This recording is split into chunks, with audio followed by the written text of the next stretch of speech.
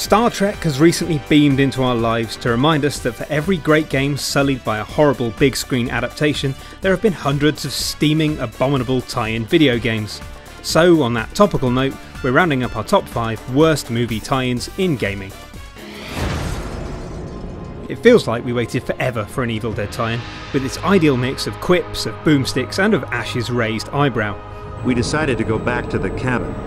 Big mistake. Yes, it was. By the time it finally arrived, everyone and their undead dog had done zombies better, and even the presence of the mighty Bruce Campbell couldn't stop this clunky hack and slasher being an unholy disappointment. Horrid camera work and the dated controls meant that all the knowing nods to the source material could not save Evil Dead's mortal soul. Groovy. Not so much groovy as just shit.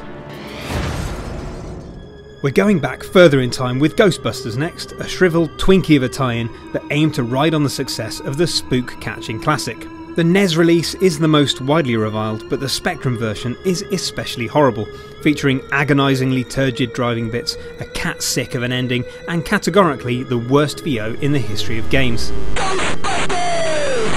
Who are you gonna call? Try a speech therapist.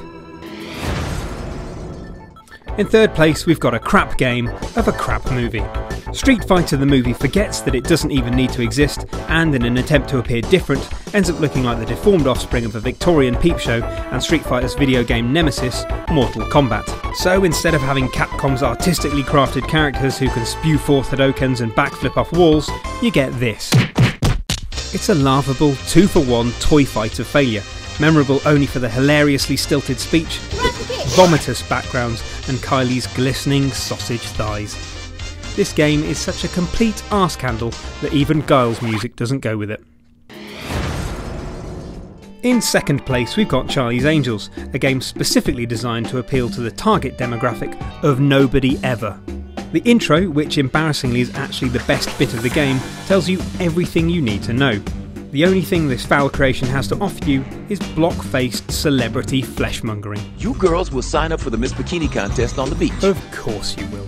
And we're sure that would be magnificently exciting if the characters didn't look like tottering, fire-damaged, half-deflated sex dolls. But they do, and there's nothing remotely appealing about seeing the angels, to use the fallen satanic sense of the word, wobble around on their darily dunker legs, fighting against the horrible camera, invisible walls and endless ladder climbing. It's a bit like that bit from Metal Gear Solid 3 without any of the good bits before, during or after it.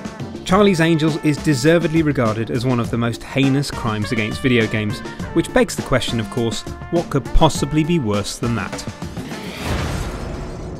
How about almost destroying, the entire industry? E.T. the Extraterrestrial is the most apocalyptic failure in the history of video games, being so appallingly bad that it almost dragged down the entire business with it. Legend even has it that poor sales, excessive stock and consumer returns led to 20 truckloads of cartridges being burned, buried and encased in concrete somewhere in the Texan desert. We speak to a man who isn't real and definitely isn't from Atari. I can still smell the smell of burning manual even now.